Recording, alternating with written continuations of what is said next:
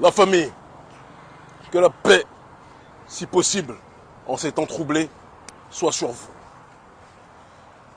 Il n'était pas prévu que je réagisse aujourd'hui, mais comme beaucoup d'entre vous, je pense, j'ai entendu avec mon équipe les déclarations aujourd'hui d'Emmanuel Macron au sujet du Niger.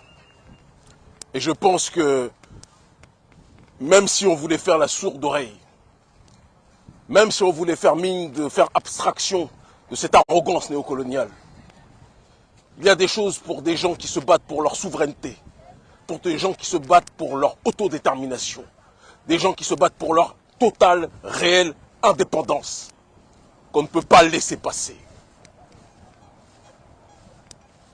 Pour ceux qui n'ont pas entendu le propos d'Emmanuel Macron, je vais vous le résumer, parce que je pense que ça vaut son pesant d'or et que chacun d'entre vous doit être dans une démarche que jamais d'entendre de quoi il en retourne.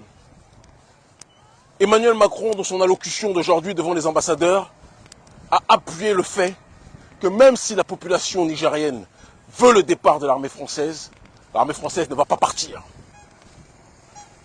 Le même qui reconduit un certain nombre de migrants africains, dont des Nigériens, à la frontière, ne leur demandant pas leur avis.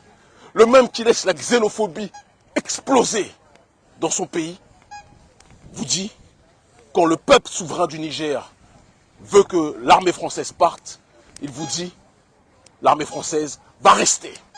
L'ambassadeur de France, Sylvain Ité, va rester. Et nous sommes censés nous taire et accepter. De toute l'histoire de la Ve République, on pensait avoir atteint des records de négrophobie et d'arrogance paternaliste avec Nicolas Sarkozy et son fameux discours à Dakar. Mais on se rend compte avec Emmanuel Macron que chaque fois qu'il ouvre la bouche, chaque fois qu'il dit quelque chose, qu'il se prononce sur l'Afrique, il ne fait que faire exploser la température du sentiment hostile au néocolonialisme français. Macron a dit que nous ne reconnaissons pas les autorités actuelles du Niger. Nous reconnaissons Bazoum, parce que tout le monde sait que Bazoum est un pion qui n'a jamais d'ailleurs été reconnu. Parce qu'il faut qu'on en parle à un moment donné. Bazoum n'a jamais été reconnu par la population du Niger comme un représentant légitime. Il fait partie d'un groupe minoritaire issu du Nord qui n'est même pas représentatif de la majorité des Nigériens. Il a été placé comme pion de Issoufou. Et il a accentué son processus de légitimité vis-à-vis de l'oligarchie occidentale en étant l'un des plus grands vassals du néocolonialisme français. En léchant plus les bottes du néocolonialisme français, il concurrençait même dans cette ligue des champions de la corruption et de la soumission au néocolonialisme. Même Alassane Ouattara disait parfois, non, le gars est trop loin. Le gars est trop loin dans le cirage des chaussures françaises. Il était dépassé. Et donc ce Mohamed Bazoum, qui n'a jamais été représentatif de la population nigérienne, ce Mohamed Bazoum qui n'a jamais été accepté par la population nigérienne, et on le voit, tellement il n'a jamais été accepté que dès lors qu'il a été démis de ses fonctions par la courageuse armée du Niger, par les courageux militaires nigériens, matérialisés, représentés par mon grand frère et ami, avec qui je m'entretiens régulièrement, le général Tchiani, qu'est-ce qui s'est passé? Le peuple est sorti massivement avec nos braves frères et sœurs avec lesquels nous sommes coordonnés, que je vous demande tous de féliciter, des frères du M62, qui se sont mobilisés, qui se mobilisaient encore hier pour dire nous ne voulons plus de l'armée française, nous ne voulons plus de l'ambassadeur de France, nous ne voulons plus de la France-Afrique qui a tué nos pères, qui a tué nos grands-pères, qui a tué nos mères, qui a tué nos grands-mères. Nous ne voulons plus ça. Mais Macron force le trait. Les gens se sont exclamés, on dit non, ce discours de Sarkozy, l'Africain n'est pas rentré dans l'histoire, mais là nous sommes en plein dans l'histoire comme depuis le départ, parce que nous sommes les pères et les mères de l'histoire, comme le disait Charanta Diop, contrairement à ce que tous ces négrophobes pathologiques disciples de Gobineau veulent faire croire. Mais nous ne sommes même pas là pour débattre avec eux. Mais là nous sommes en plein dans l'histoire, et Macron par contre ne veut pas sortir de notre histoire. Nous voulons écrire une histoire sans vous. Nous voulons écrire une histoire sans le néocolonialisme français.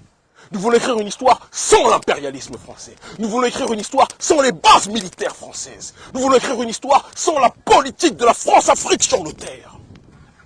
Mais vous ne voulez pas nous entendre. Et quand il va y avoir, ce que je ne souhaite pas, Tout le monde sait que je suis un pacifiste.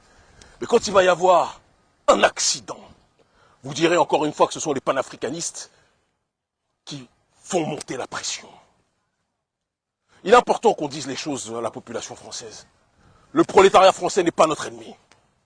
Le peuple français qui souffre, les gilets jaunes qui souffrent, qui ne sont pas dans une démarche, précisons-le, de xénophobie. Parce qu'il est très facile d'être contre les immigrés africains ou les fils d'immigrés africains, mais vous ne vous attaquez jamais à l'oligarchie financière apatride dont vous taisez le nom par lâcheté.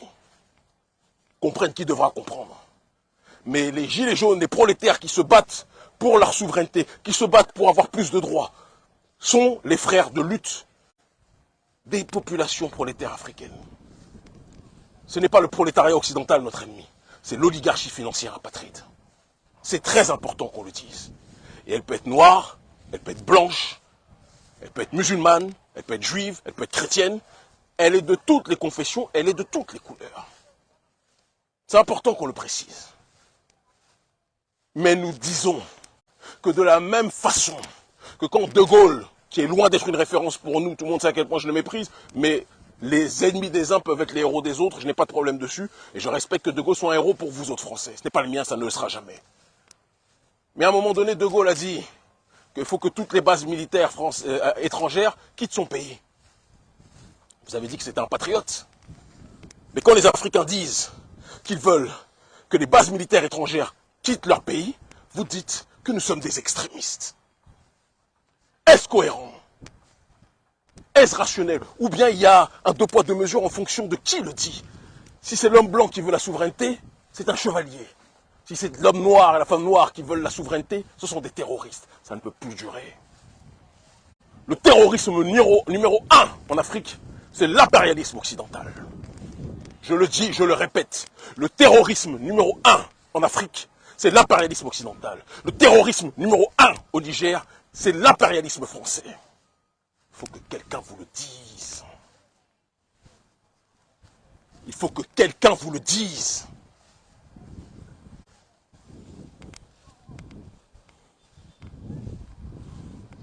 Il faut que quelqu'un vous le dise. La France a tué plus que n'importe qui. Le gouvernement français a tué plus que n'importe qui en Afrique. Vous nous parlez des terroristes. Les terroristes sont sponsorisés par qui? Les terroristes sont soutenus logistiquement et financièrement par qui? Quand vous voulez, gouvernement français, lutter contre un mal, on vous voit. Regardez ce que vous faites en Ukraine, toutes les armes que vous donnez aux Ukrainiens. Quand vous voulez aider un peuple dans sa souveraineté, entre guillemets, on voit tout ce que vous faites. Mais les Africains, vous nous donnez des pistolets à eau. Et la seule façon que vous avez de nous aider, c'est d'imposer votre présence pour sécuriser l'accès à nos propres ressources. Vous croyez qu'on est bêtes? Vous croyez qu'on est des gorilles? Mais même dans la planète des singes, même dans la planète des gorilles, mes chers amis, à la fin, les animaux que vous maltraitez finissent par se rebeller. Nous n'allons pas vous laisser continuer à nous manquer de respect. Et je dis à tous les dirigeants de la CEDEAO, à tous les dirigeants de la CEDEAO, et au président Patrice Talon, je sais que tout le monde a peur de lui dans ce pays, je n'ai pas peur de toi. Je n'ai pas peur de toi, président Talon. Tu veux attaquer un peuple frère, le peuple du Niger, en te soumettant à la demande de la France et de l'oligarchie d'Occident. Comme Macron l'a prouvé ce matin, Macron a dit que le gouvernement français appuiera les décisions de la CEDEAO. Mais on sait en réalité que dans la traduction diplomatique, ce n'est pas appuiera, c'est téléguidera la décision de la CEDEAO. Nous le savons, nous ne sommes pas bêtes. Talon, tu as mis la statue d'une Agodji, mais tu es dans ta politique quelqu'un qui assassinait les Agodji, quelqu'un qui vendait notre peuple au plus offrant. C'est le comportement que tu as aujourd'hui. Nous voulons la souveraineté et tu te soumets devant le gouvernement français. Et après tu m'envoies tes plaisantins comme le porte-parole, comment il s'appelle, Ngbeji, Léandre Ngbeji, qui nous dit, oui, les panafricanistes qui brûlent le franc CFA mais qui ne brûlent pas le passeport français. Ngbeji, je lui ai dit ça au fils de Patrice Talon qui lui-même a la double nationalité. Tu as dit ça à tous les enfants de ministres qui ont la double nationalité, petit hypocrite. Comme je l'ai dit hier, toi en débat, je te prends intellectuellement, psychologiquement, matin, midi et soir comme un antibiotique. Je n'ai pas peur de toi.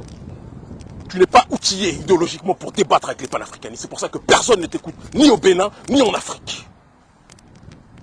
Il faut vous faire de la rééducation géopolitique. Il y a eu des plaisantins qui nous ont dit « Ah, Kémy, Wagner, le gars de Wagner est mort, donc Kémy ne pourra plus parler. » Mais vous êtes tellement stupide que pour vous, les informations politiques qui comptent, ce sont les informations de France 24 et RFI. On ne parle plus à Prigozhin, paix à son âme, depuis 2019. 2019. Nous sommes en 2023. Et pourtant, nous ne sommes jamais autant déplacés dans le monde. Nous n'avons jamais mené autant d'actions politiques dans le monde. Nous n'avons jamais acquis autant de victoires symboliques et politiques en Afrique francophone. Parce que nous avons créé un écosystème politique, logistique et d'alliances géostratégiques et financières qui font qu'aujourd'hui notre ONG est un mastodonte. Qui font qu'aujourd'hui, ce qui est avec moi et derrière moi vous dépasse. Vous ne mesurez pas ce qui se passe. Attaquez-moi. Nous verrons. Je ne suis pas Rekia Madougou. Je ne suis pas Joël Aïvo. Je suis le fils, un des fils de Béancin, de Biokera, des Agodji que vous voyez là, Dahoméens, panafricains, et vous ne nous aurez pas. Le Niger a le droit à la souveraineté. Le Bénin a le droit à la souveraineté. Tous les pays d'Afrique francophone ont le droit à la souveraineté. Et chaque dirigeant qui se soumettra au gouvernement français, à l'oligarchie occidentale, devra en payer le prix. Nous sommes une nouvelle génération. La génération de la souveraineté, la génération de l'autodétermination. Et comme nous l'avons dit même au Parlement russe, même les Russes, qui sont des partenaires comme les Iraniens sont des partenaires, comme le Hezbollah sont des partenaires, même les Russes, si les Russes dépassent les limites, nous les combattrons. Nous sommes, comme je l'ai dit et je le répète, une nouvelle génération. Vous avez mis Gbagbo à la haie, vous avez tout fait pour l'aseptiser. Chaque fois que quelqu'un se lève, vous essayez de le déstabiliser. Mais nous sommes une nouvelle génération qui a connu l'enfer dès la naissance. On a pris l'enfer au berceau, dans nos biberons, donc nous n'avons plus peur de rien. Nous avons connu la négrophobie en Occident. Nous avons connu le racisme anti-noir en Occident. Nous avons connu les menaces de mort en grandissant. Nous avons connu les rumeurs visant à inférioriser notre peuple constamment. Vous croyez qu'on a peur de quoi? De vous? On n'a pas eu peur de Sarkozy, on n'a pas eu peur de Macron, on n'a pas eu peur de Hollande. Vous croyez qu'on va avoir peur de vous autres qui êtes des sous-fifres de ces dirigeants occidentaux? Attaquez-nous, nous saurons tous. Et toute la jeunesse africaine saura qui est-ce qui vous téléguide.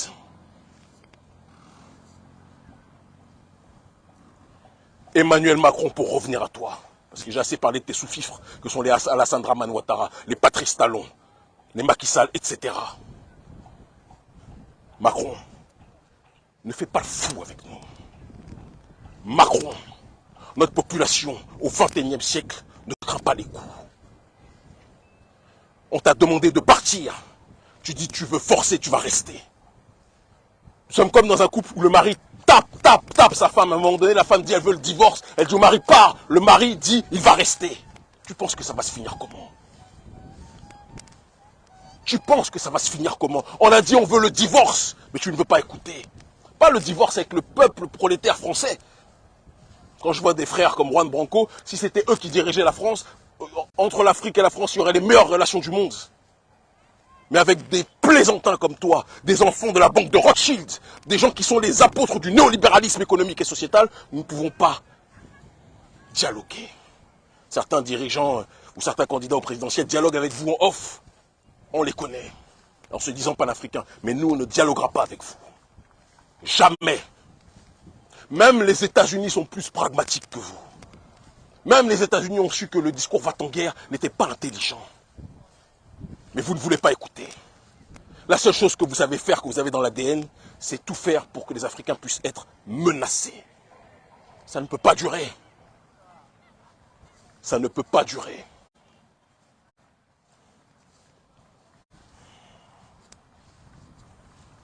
Je le dis et je le répète. Et je terminerai par là, Macron. J'ai en plus entendu ton allusion à l'alliance baroque de prétendus panafricanistes. Donc toi, le maître blanc, comme tu te crois sur une plantation, tu penses que c'est toi qui donnes les bons points, les mauvais points de qui est panafricaniste et qui ne l'est pas. Non, c'est la masse africaine qui donne les bons points et les mauvais points. Et la masse africaine est derrière nous et la masse africaine te dit de partir. Vous n'êtes pas outillés contre nous. C'est une guerre idéologique que nous vous menons. Gramsci parlait de la bataille culturelle. On a gagné cette bataille culturelle depuis très longtemps. Peuple du Niger, continue à te mobiliser. Peuple du Niger, on ne doit pas respirer tant que Sylvain Ité, l'ambassadeur de France, n'a pas dégagé.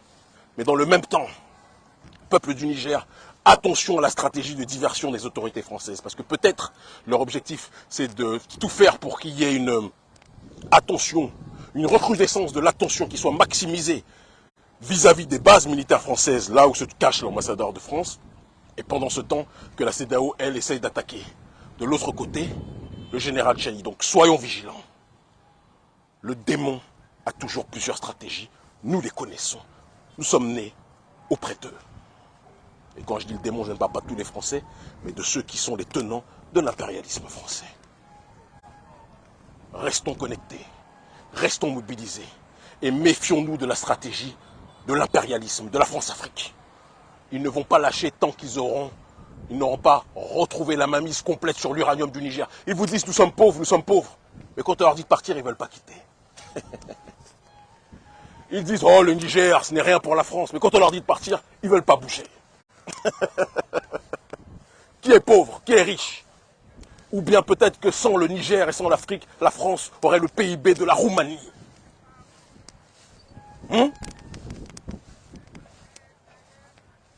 Vous avez fait arrêter Béhanzin. Vous avez fait arrêter tous nos leaders en Afrique. Mais la nouvelle génération est la génération de votre terminus. Ils commencent tous à comprendre. Chaque politicien africain corrompu est en sursis. Chaque politicien corrompu africain est en sursis. Quant à la France-Afrique, elle est en phase terminale. Et nous, on ne va pas la guérir. On ne va pas l'aider à moins souffrir. On va accélérer sa chute, accélérer sa mort. Soyons connectés. Et quant aux menaces de mort des sous-fifres du gouvernement béninois, d'accord? Les Béninois, certains nous envoient des menaces de mort. Venez nous trouver. Vous nous menacez de mort.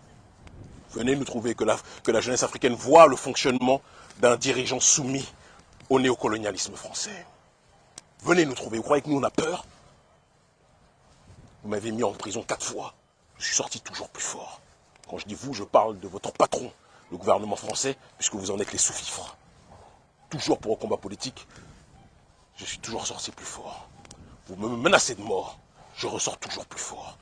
Non, il y a une nouvelle génération qui ne craint pas les coups. Comprenez ça tranquillement. Ils commencent tous à comprendre. Restons mobilisés. Macron, que tu le veuilles ou pas, tu vas quitter. Armée française, que tu ne veuilles ou pas, tu vas quitter. Allez en Ukraine. Allez en Ukraine, allez aider vos cousins ukrainiens. Là, bizarrement, vous ne voulez pas y aller. On dirait que vous avez peur des soldats russes. C'est chez nous, vous faites les plaisantins. Quand il fallait tuer Kadhafi, vous étiez tous là pour contribuer à participer. Bande de meurtriers. Chio, na batomeno.